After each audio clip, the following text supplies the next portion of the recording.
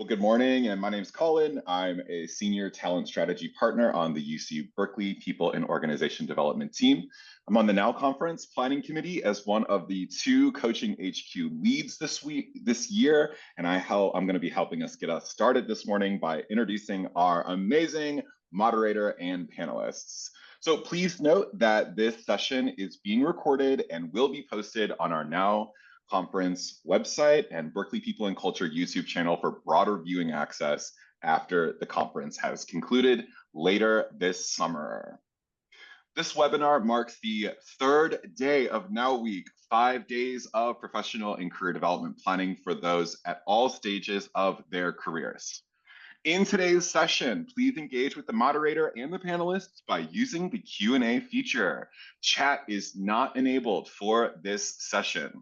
So please welcome your moderator for today and coordinator of this event, Alejandra Gomez from UC Berkeley, our Director of Talent Acquisition in Berkeley People and Culture. And also today on the panel, we're really excited to have with us Melinda Crawford from UC Santa Barbara, who is their Director of Talent Acquisition and Training and Development. We have Michael Yates from the UCLA campus, the Talent Acquisition and Workforce Planning Manager, and Kimberly Jones, the Senior Director of Talent Strategy at UC Irvine. Let's give a warm welcome to your UC Talent Acquisition leaders. Alex, I'll go ahead and pass it over to you to get us started. Yes, thank you, Colin. Good morning, everyone, and thank you for joining us at 9 a.m. on a Wednesday to talk about talent acquisition. We appreciate you, and I hope your coffee is piping hot. So I'm Alex Gomez. I'm the Director of Talent Acquisition and Berkeley Executive Search here at UC Berkeley. And we thought it would be good to assemble a panel of talent acquisition directors and leaders from across the system to just really talk about what's going on in terms of employment. So just a little bit about talent acquisition. That would be kind of the employment process at our respective universities for staff positions, so non-academic, non-teaching, non-kind of research components that go through academic personnel, but all on the staff side, whether it be everywhere from our represented titles to our PPSM and MSP titles on our campus.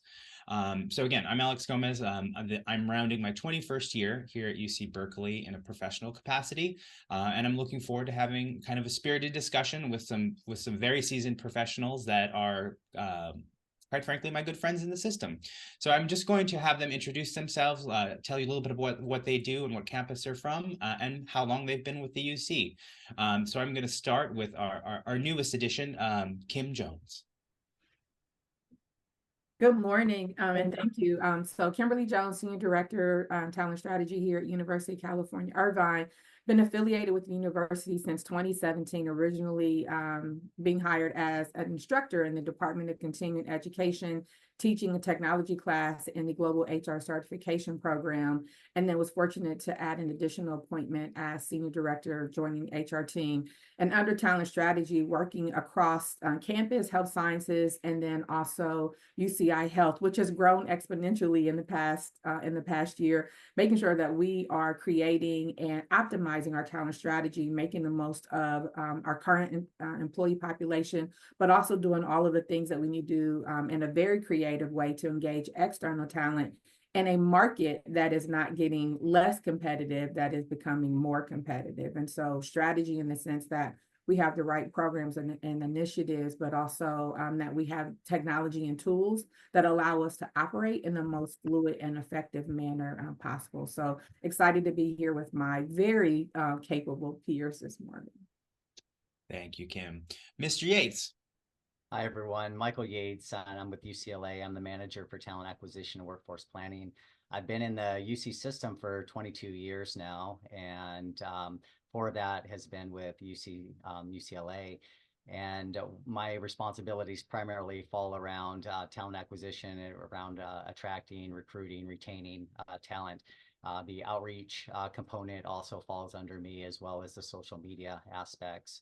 I've sort of gotten very involved in the technology side of the recruiting side. So as you'll hear about maybe a little bit later, we are rolling out an applicant tracking system, a new applicant tracking system for UCLA. So I've been in the system for quite some time. Looking forward to having a conversation with all of you and providing you some information. And back to you, Alex. Thank you. Ms. Crawford. Morning, everyone. So I am Melinda Crawford, pronouns she, her. I'm from UC Santa Barbara. I've been on campus for 23 years. I actually remember when Michael Yates got hired, and even before he was as a director of talent acquisition over at UC San Diego. So I love our partnerships with all of our campus and medical center locations. For me, I've always been passionate about talent acquisition and hiring talented staff for the University of California. And when I started was back in 2001, and we still had a paper application. And so one of my early projects was to find an applicant tracking system. And during the course of my employment, I also, of course, implemented TAM. So like UC Berkeley, we use TAM.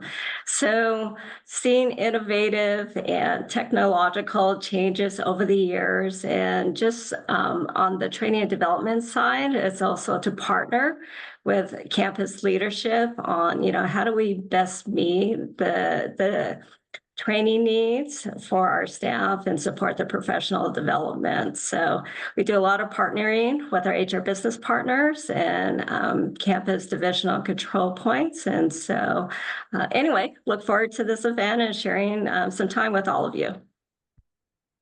Excellent. Thank you, Melinda. And yes, no, I too was here for paper applications. If you've seen the Blue Booklets back when I was hired in 2003, when I was 5. But okay, so I wanted to kick off to some topics that I thought would be germane for kind of this group to kind of expound upon. And one is really, I think, to start off with, just kind of trends in higher education in terms of employment, as I think we're a very unique industry, as well as location and destination for different individuals. And so I wanted to start with Melinda, just around kind of, I think, a question about higher education and how we're evolving in kind of the work modality space. So with hybrid work environments or remote work, how are you seeing, maybe there at Santa Barbara or in general for higher education, how we can better present ourselves as competitive employers by taking advantage of remote work or hybrid work environments, where maybe are its limitations, and how are you thinking about that there at Santa Barbara? Yeah, no, excellent question, Alex. We all had to pivot quickly, right, when the pandemic happened. And at that time, very, very few employees at UC Santa Barbara had the opportunity to maybe telecommute, and certainly very few completely remote workers. But since the pandemic, I think it's taken us time to learn how to manage in this environment, but we also needed to, if we wanted to continue to establish ourselves as a premier employer, because, all along, we've always recognized the importance of championing well-being and work harmony. So part of that is an important component of that, I would say, is that flexible work arrangement. And so one of the things that we've done in human resources is really try to promote that opportunity to engage in flexible work and supporting and providing resources for our employees and for our supervisors so that they are prepared and know how to manage and supervise employees in those environments. And while not all positions are probably a consideration, many of them could be based on the job duties. So we also look at and coach supervisors on taking a look at your job descriptions for your staff and thinking about, is hybrid, is remote work a possibility? Because we want to make sure that, when we go out and look for our talented pool of staff and recruit for those positions, that, we do have that right information and are leveraging the success and work harmony for our employees. Thank you for a lot of that. No, I 100% agree. And, particularly, I think at this inflection point with the job market, which we'll get into later, I think hybrid work, flexible work, and just in general, flexibility is a key to us being competitive in that market. Go ahead. No, go ahead, Michael. I was just going to say, it's allowed us to be very competitive at UCLA with the remote. We've been able, specifically around our IT talent, we've been able to draw some really amazing IT talent in because of the fact that they are able to work remote. So where we've been able to have that flexibility, we've been trying to exercise that flexibility at UCLA for that reason. Exactly. No, I mean, and particularly with elements, I think, around cost of living, inflation, it's the ability to employ people remotely across either the state or nationwide has been kind of a game changer, I think, for higher education. I mean, I think always there will be obviously an in-person component to our teaching, learning, and community service, but it's a good tool in our chest. And along those lines, I wanted to go to Kim for the next question, which was really kind of about what types of kind of job families or roles are you seeing expand in the higher ed space? And, I think temporarily it always can kind of depend based on the economy, the technology at the time, or whatnot. But where are you seeing kind of expanding markets or expanding job families within higher education that maybe people in the Now Conference might look towards kind of an aspirational, I might eventually want to lateral into that kind of job or job family? Yeah, so what Melinda mentioned, post-COVID, COVID changed so many things about how we defined work and professionalism, professions, and then skill sets. And I think academia is one of those industries where if you chose academia, that's where you are and where you would stay. And COVID shook up so much because it gave people license to leave toxic work environments, toxic industries, and take what they had and reapply it. Also, the need for virtual allowed people to move outside of those kind of ceremonial ways in which I show up to do my job and be a little more dynamic in that. And so let me give an example. Melinda talked about working remote. Well, if you are a leader and you've been accustomed to coming in every morning, walking down the aisle of all of your, team members, either in their cubicle in their office saying good morning, you've lost that because now everybody is virtual. And so how do I, as a leader, need to evolve specifically in the area of emotional intelligence? Because I got to connect with you through a video. Or if I'm on Teams, is your light green or red? And is it okay for me just to pop in and ask you a question? How are you checking in on people? And so that in and of itself, so leadership changed. But then also for individual contributors, it gave us, I think, a little more latitude in our day. And I don't want us to sound bad, like the amount of time that you wasted in those I stopped by somebody's cube and now we have this 7-minute chat. Have I reclaimed that time now to reinvest it in maybe being a little more efficient in how I'm getting my regular work done, and maybe using that time to explore in a little bit different way, because there's also so many opportunities for virtual learning where I had to drive to somewhere or go to a conference room, maybe even somewhere across campus. I have access to things very differently. One of the resources I will say that I've shared with people is Coursera.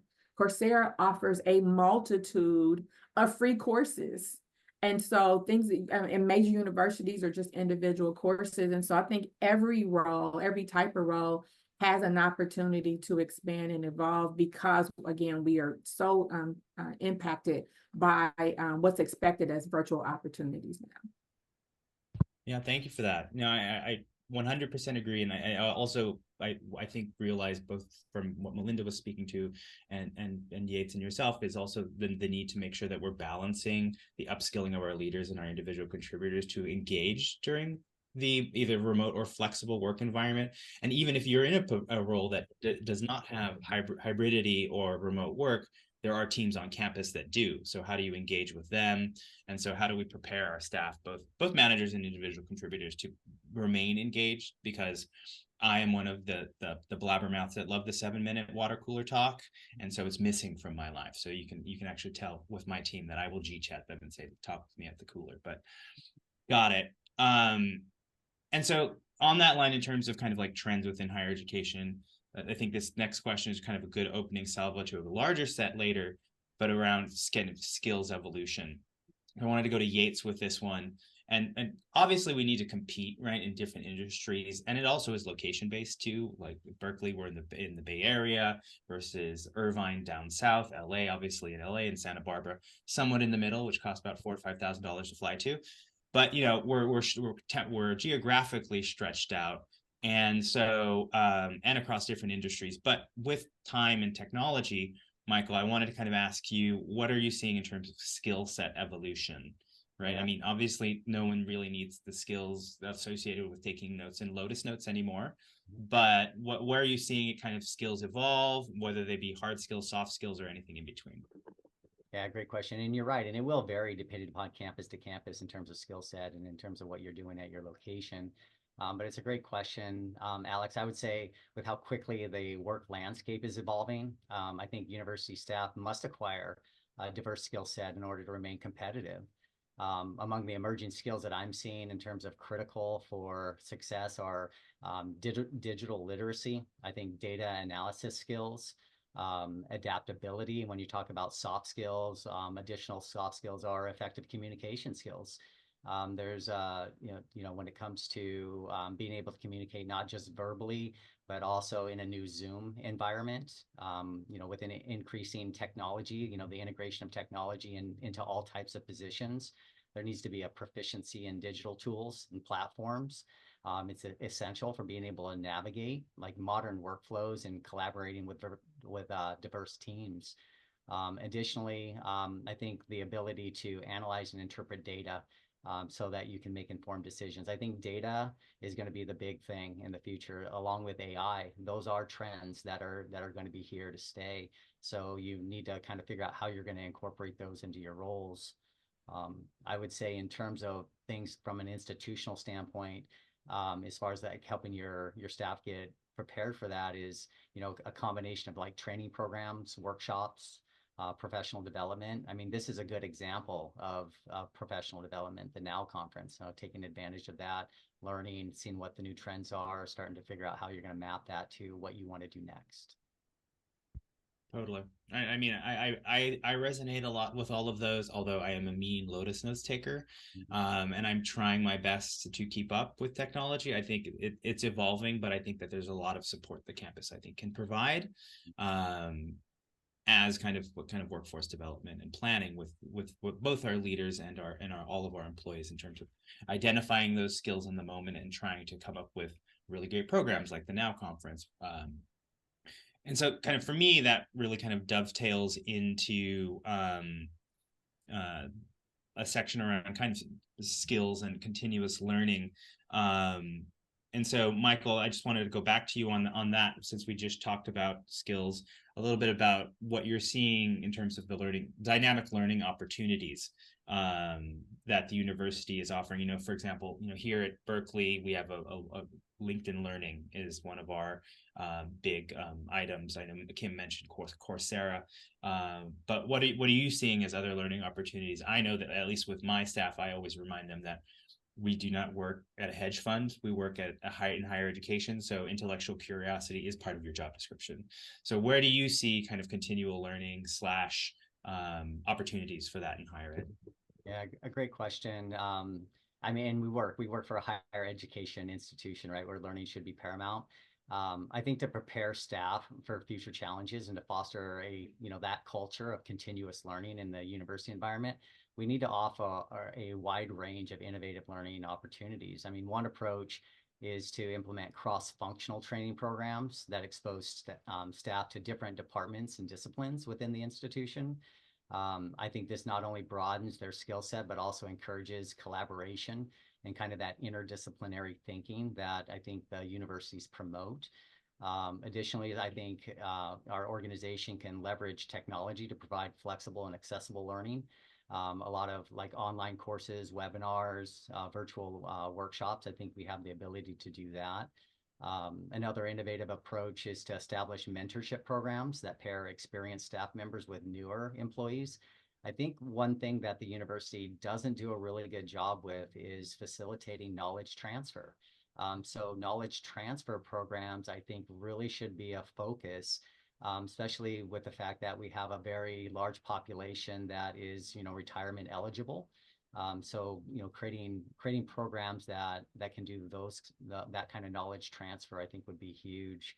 I've heard of some innovative things, not just in the university setting, but outside in industry, which I've heard things such as hackathons, innovative challenges, and then real world projects that provide hands-on experience. So wherever individuals can get hands-on, I think that is where we should be leaning to, not just trying to do everything in an online environment. I think you have to have labs, I guess, if you will, for using a university term. Totally agree, and understand how, again, in the question dynamic, the actual response needs to be because of both remote and hybrid work, and balancing that kind of in the moment learning, and then also knowledge transfer. I think resonates a lot with me. I think particularly as, you know, 3 people on the call with 20 plus years at the UC, we're often the people that are transferring the knowledge. And I'm often wonder what my coworkers would do if I didn't know what happened 19 years ago. So I totally understand. And then so on the skills thing, I wanted to so one thing that we kind of really effusively talk about at the Berkeley campus, and particularly in executive search, are non-traditional pathways and how we open up our pools of applicants to individuals who will be successful at the university, but may not have kind of the traditional track of career trajectory into that. And by doing that, we hold up successful examples that we have of leaders and individual contributors on our campus that have done it. So Kim, I wanted to go to you to talk about kind of non-traditional pathways and particularly in the moments that we're seeing now, both in terms of the employment landscape, technology. Where do you see kind of non-traditional pathways being prevalent? Because I think, you know, maybe 10 years ago, the notion was I'm going to go get my PMP certification and become an entry-level project manager and start my career. It's very different now, I think, in the employment landscape. So how do you view non-traditional pathways, certifications, and skills? Yeah, so I will say that I've been very fortunate that just through experiences, I made some decisions that I believe paid off. So coming into academia with an undergraduate degree, but not a master's degree, because so many of my peers in this space do have master's degrees, I think it would be easy to feel like I'm not enough. However, that was never a thought for me, because what I had balanced out early in my career is obtaining both a PMP and a Six Sigma. And what happened for me was just a life decision. After finishing undergraduate, starting to work, a lot of my peers were deciding whether or not to go back to pursue an MBA or a master's degree in HR. And at the time, I had a parent who was ill, and I didn't want to have to make decisions about work-life balance, being at work 40 hours a week, and then, you know, in the evenings and then on the weekends, and a master's degree program. And at that time, I was also managing a college internship program that was pretty broad. And in that, what we had identified is you start and you start over, but you never stop. And because we were providing interns to our IT department, I'm over in that area, and I see this advertisement for this PMP certificate to become a project manager. And as I looked at it, I recognized this internship program is a project, and we need to think about it in a very logical way. And so I went to my director, explained to her, you know, why I thought, you know, it would be good for me. And so we had to get approval for funding. And I take the class, and then I ultimately sit for the exam, and I pass the exam. One of the best decisions in my life, because every HR person is handed a project, whether you like it or not. And to have the ability for this methodical approach to it has helped me be a much more effective HR leader, because I can diagnose a problem. If you put me in a conference room with a whiteboard and a marker, give me about 32 minutes, I am going to put together a project plan and the timeline and critical path and parallel work stream, because I learned how to just break things down differently. Continuing in my career, then working in engineering environments, I wanted to work the way my clients were working. And so being able to obtain a Six Sigma green belt, and what it taught me, again, that has helped me be a much more effective HR leader, is not just be a problem solver, but be a problem seeker. And so when we think about HR sometimes being on the chopping block because we're not a revenue generator, you have to make yourself an indispensable resource to your organization and to your leadership team. And rather than wait for them to bring you problems, if you are constantly surveying your organization, the impacts from competition, the external market, and you are identifying proactively areas where we could do better, be more efficient, be more effective, and take a very methodical approach to addressing those, my, undergraduate degree plus PMP, plus Six Sigma, I'm prepared to compete with any other HR leader because I know that I can roll up my sleeves and really be who I need to be for my leadership team. And so I would just encourage anybody, there's not always just the ladder, there's also a lattice in the way in which you move through your career. And so don't be afraid to look at something that might be more non-traditional, but prove to be exponentially impactful in how you are able to, support your organization, but continue to grow in your career as well.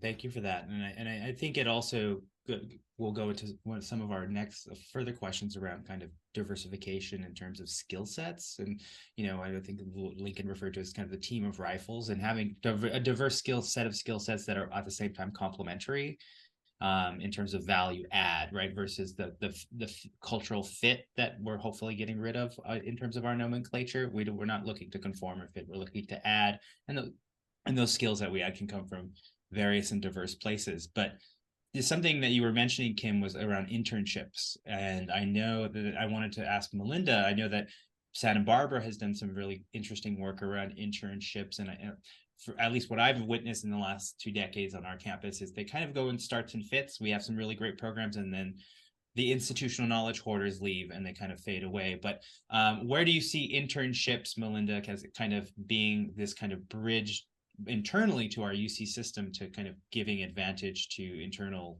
talent and to that for those lattice types of things? So, I would say traditionally, right, we do see student internship programs because a lot of times, right, our students are brilliant. And so, we love to hire our students. So we still want to continue to support student internships.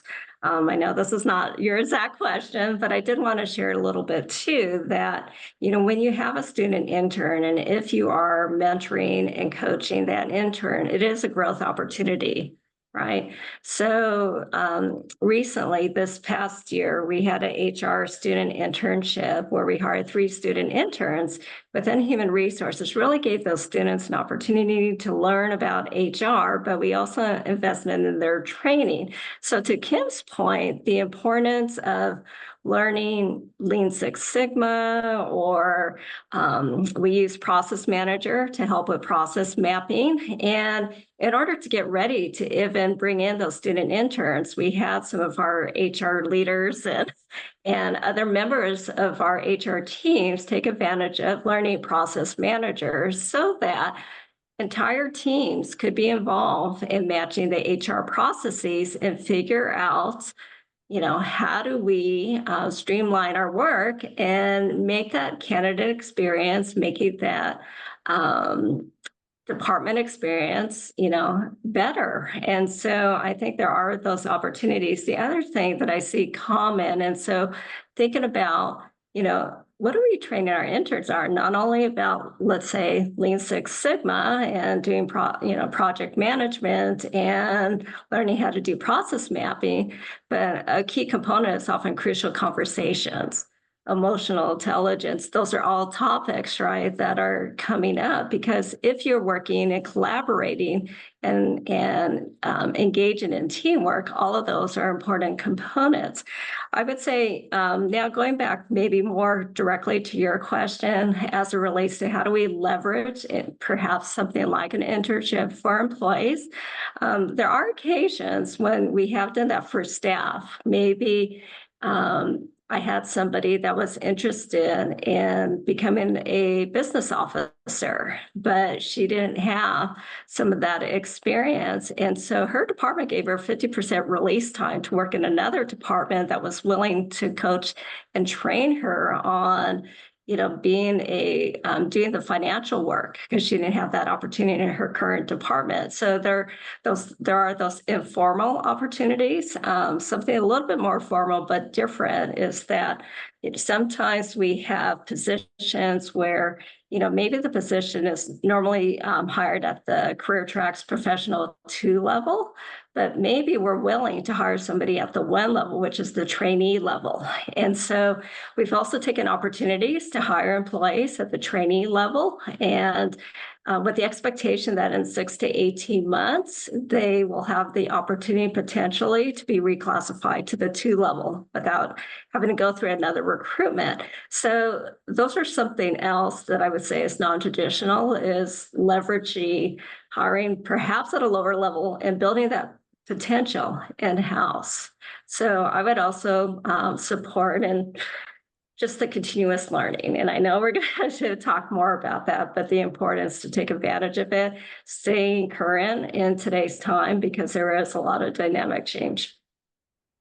Definitely agree. And I think we're going to get into also some of that in our further Q&A, and just so everyone in the virtual audience knows, some of your Q&A questions we will address later in the next time. But I also wanted to make sure that we bring some up because they might not necessarily be on topic. So I wanted to ask this next question from the Q&A to the panel, which was, I think this is also an age-old question we've gotten for quite a while. How can we retain talented, high-producing staff when it is so difficult to reclassify within their job role? It almost feels like jumping between different jobs is the only way to make progress in the UC. So I wanted to see if anyone had a first crack at that.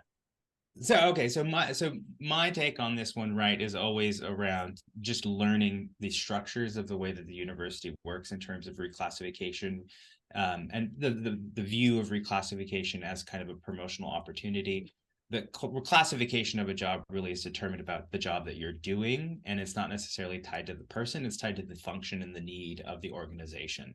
So if the need of the organization gets reclassified up and is more complex and is more spanning in terms of scope, then yes, maybe the position might be reclassified, but it's not necessarily a mechanism to reward an individual. Those would be other avenues like equity increases and or kind of job design.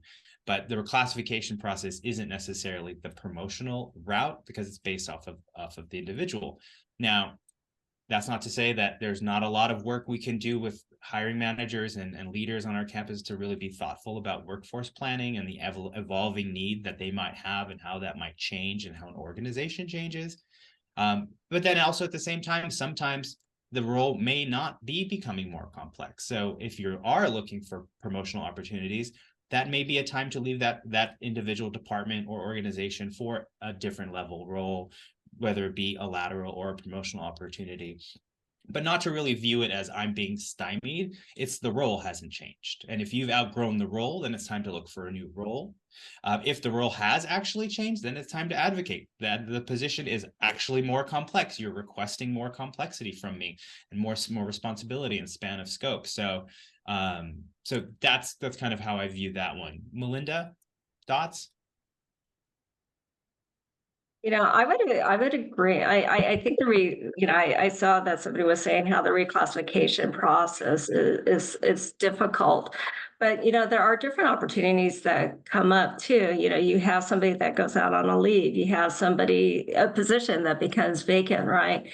And there are opportunities to step up to the plate, perhaps learn something that is out of scope, but there are other opportunities as well to gain visibility, and and this is something I'm sure we'll talk about later, but being part of different associations, staff associations, staff groups, but it's really trying to build your skill set, being able to have visibility to demonstrate where your talents are and leveraging those talents and taking those opportunities.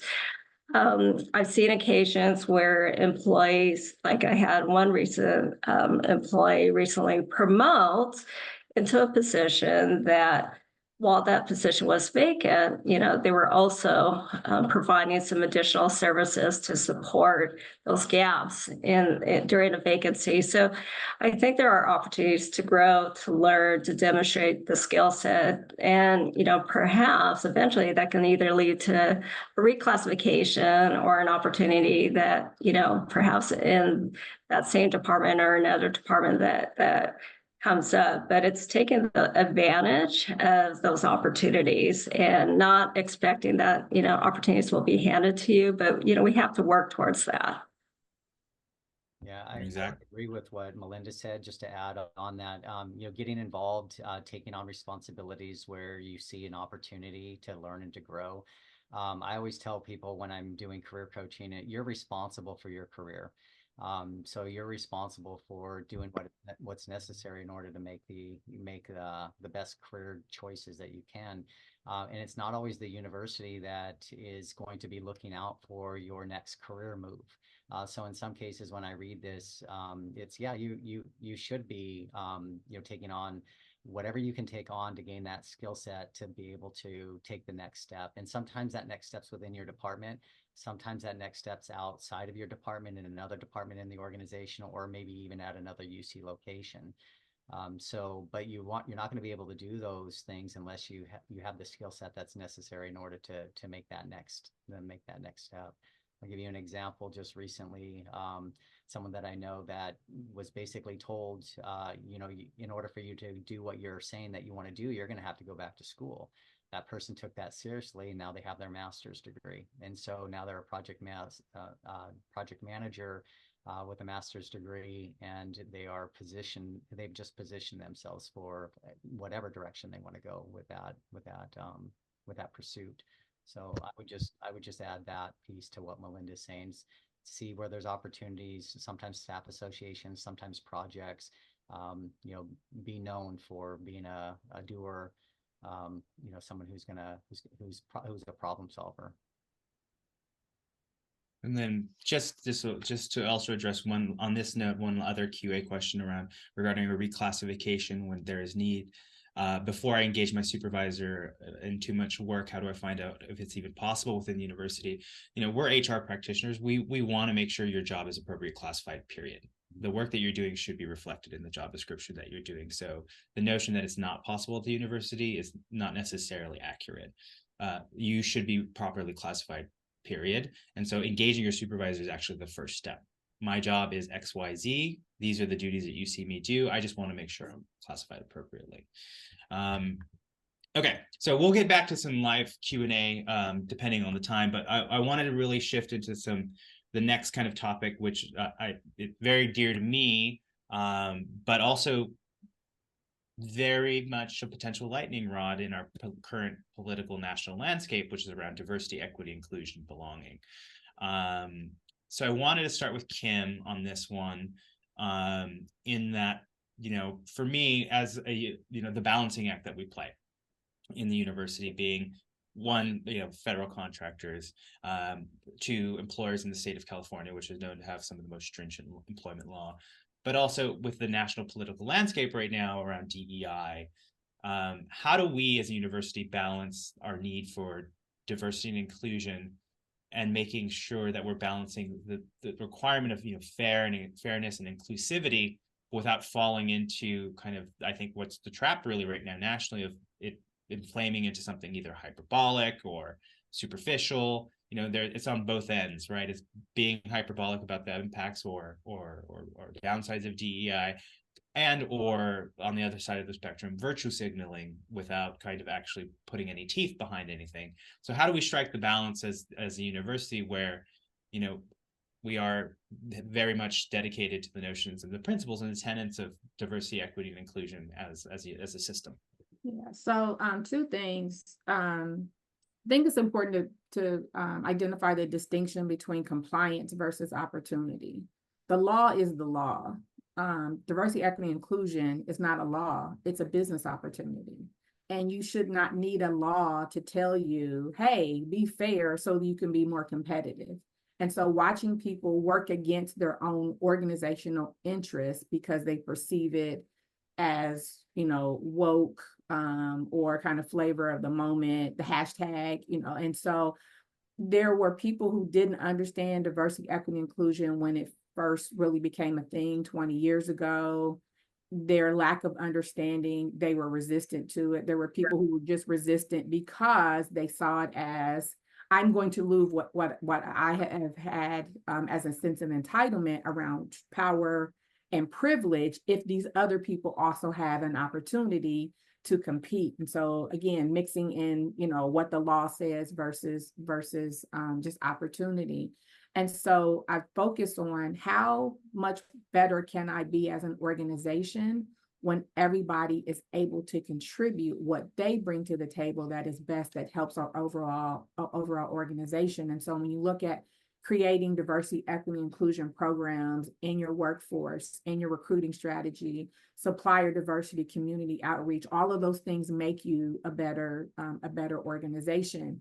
One of the things I think out of diversity, equity, inclusion that people are afraid to say, I will not. A lot of people have fought against it because they see it specifically as race or gender, and primarily race, and primarily Black and Hispanic people. And so they're like tangible fighting against that. And it's not just about those two characteristics. I have a group that I network with up at Stanford. They have a health technology incubator program. And so they had asked me to help facilitate some discussions about diversity, because it can be so polarizing. I didn't want to go in with the traditional gender, ethnicity. I started with a very important question. How many people in this program are left-handed? And statistically speaking, there's about 13% of the population who are left-handed. That made that prove true in the group. And I asked every left-handed person to talk to the rest of the group about what it means to grow up in a right-handed world, being left-handed. At 5 years old, being handed scissors in kindergarten, and you're left-handed, and those right-handed scissors don't work for you. And so helping this group understand the importance of inclusion and things that are very simple in life, and then ultimately how you apply that to a work environment. We have to be so intentional in our messaging, what we create for programs, but also what we communicate with results. Programs aren't results, results are results. So if we are creating programs around diversity, equity, inclusion, it is absolutely necessary that we talk about then how those programs have created tangible impacts to the organization. Now is not the time to be weary in this good work because of the political landscape. We know the value of diversity, of having different skill sets. And I'll end with this. Right before we got started, I was sharing with my peers, I'm the youngest of 11. I have 9 sisters and 1 brother. I have played in every version of wig and dress and makeup and heels, because I'm tapping into all of the things that I loved about all of my sisters. It has made me a much more whole human and a woman because of being able to tap into all of those things that I saw. And so there's not a scenario where diversity doesn't make us a better organization. Thank you for that. And I won't compare how many wigs I've tried on, but that's neither here nor there. But I wanted to exactly what you were saying. I also wanted to touch on one of the QA questions that has been kind of gnawing at me, which is, please address generational diversity in terms of being later in one's career and looking to change roles and actively increase compensation. So for me, there are 2 things, right? Actively increase compensation, that can be a whole topic in itself. But in terms of generational diversity and being later in one's career, for us, I think as a university, it's tantamount for us to support managers to really understand that the diversity of our staff, but also once they're here, the inclusion of their skills and input is important. And on my team, I have every working generation. And they all have such different strengths, and not that aren't necessarily associated with their generation, but it's also, knowledge transfer and the ability to handle certain situations or issues, and having our skills complement each other. At the same time, knowing where maybe our skills are not as strong. Right before this, I was asked for a script. I don't do scripts. I'll do five bullet points for 4 hours and talk and tap dance for 4 hours, but I can't write a script to save my life, or I don't want to. So having those complementary skills, I think generationally, is looking for environments that are living the DEI, particularly the I, in terms of inclusivity, and making sure that they're taking advantage of the skills of people that come from different backgrounds or different ages or different generations, because they have a lot to give. And I also know that I will blink and I will join my next NOW conference meeting, say, hi, I've been here for 35 years. And so, we will all one day, hopefully, knock on wood, be part of the multi-generational kind of workforce here at the university and be able to bring those skills. So I just wanted to mention that in terms of Kim's response, because the business case is solid. And in terms of that, moving more, Melinda, I wanted to kind of hit you with the next question, which is around the business impact, right? I think with a lot of the political elements to diversity, equity, inclusion, belonging, and the quote unquote wokeness and the spectrum of hyperbolic kind of discussion, I think that there's also a very sensible business case that we kind of make. And how do you see that in terms of TA and talent acquisition and employment from a university setting, in terms of the business case for robust DEI programs and our overall institutional performance? Absolutely. When I think about DEI, I just think about that, to your point, what you were sharing too, right? Everyone has different strains, and that includes strains that are coming from our different generational experiences, our different ethnic backgrounds, and cultural backgrounds as well. And so, there's so much that we can bring and be a better team, a better workforce if we value and appreciate that. You see opportunities, right, for enhanced innovation and problem solving because you're coming at it from different vantage points, different views. And, within that are the opportunities to, be more inclusive.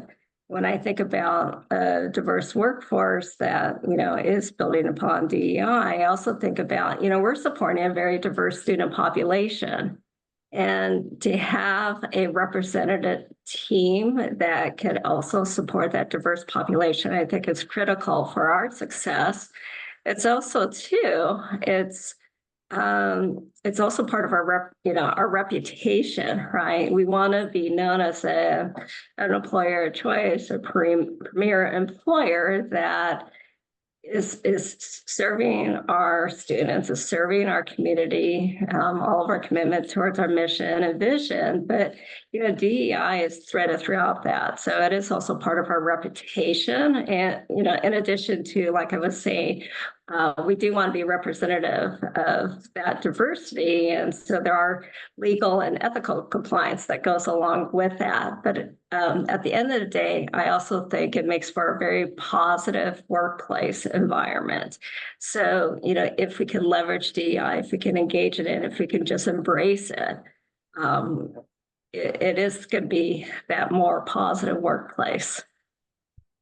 I agree. And I, one of the things I always kind of hammer home with my team are that diverse DEI is not the job of one person or one department. It's really all of our jobs to contribute. And by contributing and calling out things when they may not be going the right direction, it really is for the betterment of all of us. So I actually got pinged by Colin to say, we have about 6 to 7 minutes left. So I'm going to go on and kind of squish the next two topics into kind of one, because I think one of the big kind of front of mind topics right now is really what's going on in the labor market. And, particularly as TA leaders with a lot of experience, I think the last 4 years, my joke was no one, unless you were recruiting during the Great Depression, no one has seen a job market like this with what happened 4 years ago with the pandemic, the great resignation, the great reshuffle. And now, obviously, within the last year, we're seeing, particularly in the Bay Area and elsewhere in California, significant layoffs happening from the FANG organizations and tech sector and business and finance. So I wanted to kind of start with, I'm going to kind of jump around here with Melinda. How are these market considerations? How are you seeing them impacting your pools? What would be your advice to applicants? Because at least how we're seeing them is it's definitely impacting certain sectors where we're having a significant influx of candidates, and then certain others are dwindling down. So how are you seeing kind of what's going on in the labor market affecting your hiring at Santa Barbara? I think that's a big question, because that is, if I'm talking to campus leadership, they are all trying to understand what's going on in our current labor market, because yes, it is a competitive labor force. And so I do routinely get questions regarding different talent, metrics, right? And so data analytics is becoming something that we are definitely trying to invest more in. Also looking at, what the changing in the environment, how is AI going to impact our workplace? But I think right now, for me, it's been more of having strategic conversations. I was part of a group that was working on IT strategies for our IT services. I was part of strategic discussions, strategic planning for our Vice Chancellor of Administrative Services, and HR is doing the same. So right now, a lot of the focus is on strategic planning, how to leverage technology to help us with streamlining our work. And so understanding the change is also learning, having to take opportunities to learn what kinds of things we're going to need to know to be prepared for the future and to support the work of the university and, still provide for and support that cutting edge resource or research and then the student needs. So, for me, it's really understanding and learning about what are those strategic plans, what are the visions, and becoming a part of that to the extent that you can. No, absolutely. And then on that topic, Kim, I wanted to kind of get your take on it from kind of the candidate perspective, because the NOW conference is really focused on our internal candidate talent mobility. How has the job market and kind of economic effects affected candidates in their engagement? I know that maybe 2 years ago we were talking about it's a candidates market, right? Because we as TA leaders were seeing very thin and shallow pools, and that's changed significantly to today in specific jobs. But how are you viewing kind of the candidate experience and also our opportunity as TA individuals engaging them? Yeah, so in addition to your question, I was in the questions that have been added, so I'm going to blend my answer. Candidates are looking for honesty, engagement, and transparency because it's their market still. Like they literally can go do whatever they want to do. And so recognizing that a lot of candidates feel like HR has been a gatekeeper, that you apply and my resume goes into a black hole. We are transitioning to a new applicant tracking system next Thursday. The UCLA campus transitioned a couple months ago, and baked into our strategy is candidate engagement on both the internal and the external page. We give career advice now about how to prepare for an interview, what your resume should look like, how to use ChatGPT, in an appropriate way. We were also very mindful about making sure that we can engage with candidates via text and not just email, because people are more likely to respond to a text message than they are an email. And then two other things, I've used Amazon as an example.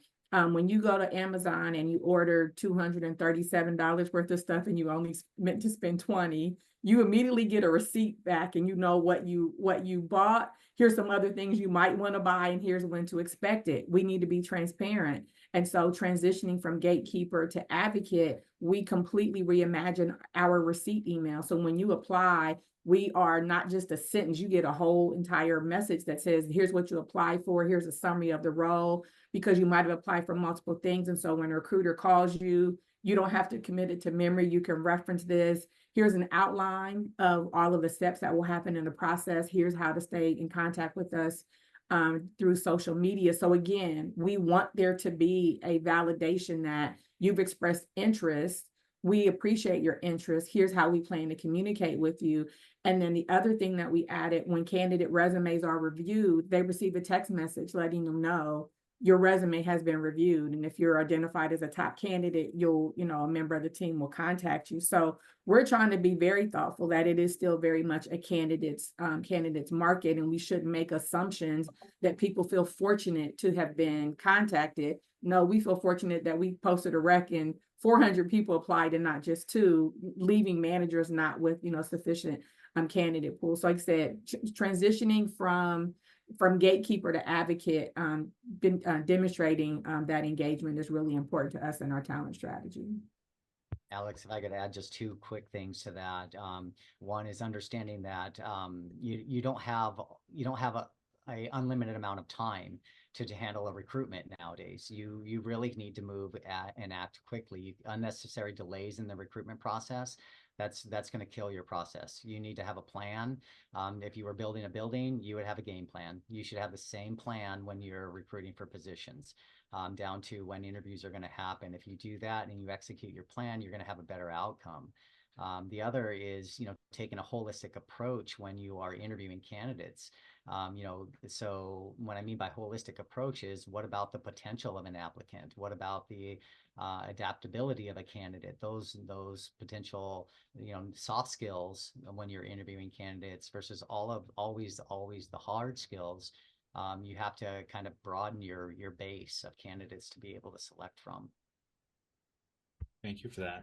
I think we're getting ready to wrap, to hand it back to Colin, but the UC system as a whole, at least for our campus at Berkeley, we're talking about 60,000 applicants a year on average, and it varies depending on the campus or the medical center and the size and the scope.